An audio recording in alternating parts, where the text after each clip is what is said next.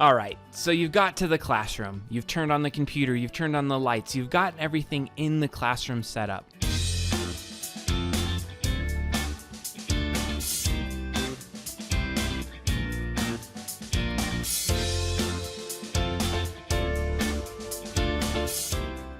The first thing you got to make sure you do is log in with the Professor Workstation username and password. Do not log in with your username and password that you've been issued specifically to you as a faculty member or a staff member when you get to your classroom sessions into those computers.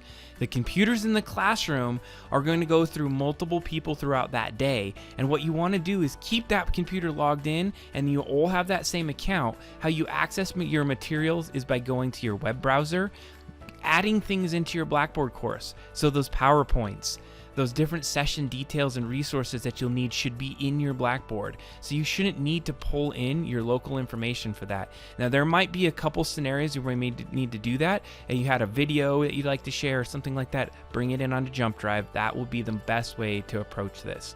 But what you would do is you would get to your session, and this is going to just unpack one of the ways that you can think about utilizing Zoom. There's going to be a couple ways that we're going to talk about in multiple videos. This is going to be the simple stream mentality for Blackboard.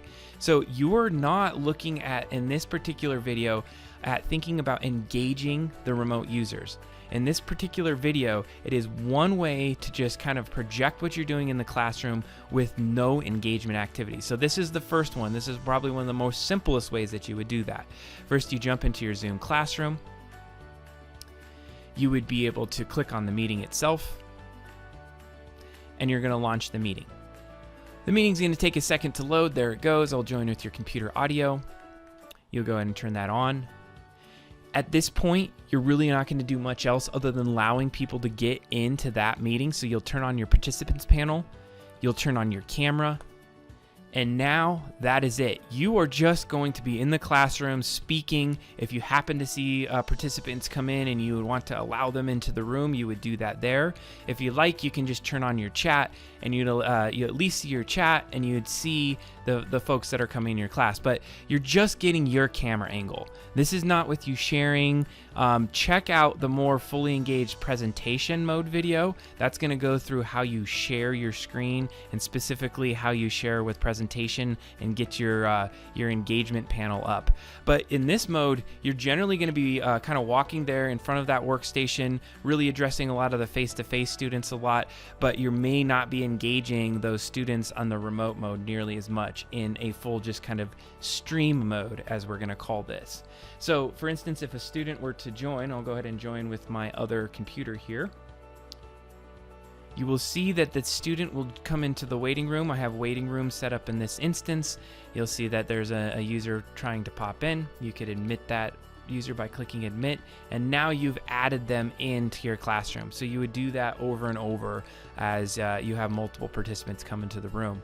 Now you will have some options. You can go down to that particular user and you can unmute the user or ask them to unmute. You can hit this more. You can give them a few more details in there. You can put them back in a waiting room if necessary.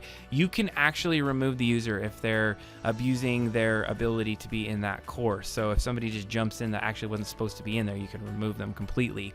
So waiting room gives you this great ability to manage the users and participants in that room. This is a really good way for you to kind of stream what's going on in the classroom with kind of minimal engagement on the chat and that participants window. In certain scenarios, you may just turn the chat and participant windows off completely, but you got to be aware when people are coming into the session and make sure you're admitting them if you have a waiting room turned on. So there will be some pop-ups that come over the screen, so at very minimum, you want that participants window to show on your screen there. Now, if it's popping up on the screen, which I've actually seen that happen sometimes where it kind of pops out, so it's just floating on your screen. How do you get it over? Okay, so now you see it's floating, closing it out and turning participants make it so it's still floating. How do you get it over to that right-hand side again? Well, if you're getting this experience, you just highlight this button here and you merge to meeting window, and it gets it stuck over on that side there. So that's a really handy tip on how to get that undocked and docked into that right-hand side. So that would be what this looks like. Now, if the user on the other end were to turn on their video camera, for instance, now they're showing on the camera, it kind of splits the view. What I typically enjoy to turn on is what's called speaker view. That is the one that only shows the speaker in the room, the one that's coming through on the audio, so the person that's talking. So I would suggest using speaker view, and there's some other good reasons why you might want to use speaker view going forward, but that just shows who's talking on the screen there. Additionally, if you just wanted like to pin yourself or pin a particular video on the screen, you could always right click on a particular video, hit the pin button, and that will be the video that will be always showing on your screen. So that is the simplest mode. You're basically just streaming this video. We can talk about recording, but look at the recording video for those specifics. Hopefully that helps you with the various basics of how to stream a classroom experience with very minimal tools.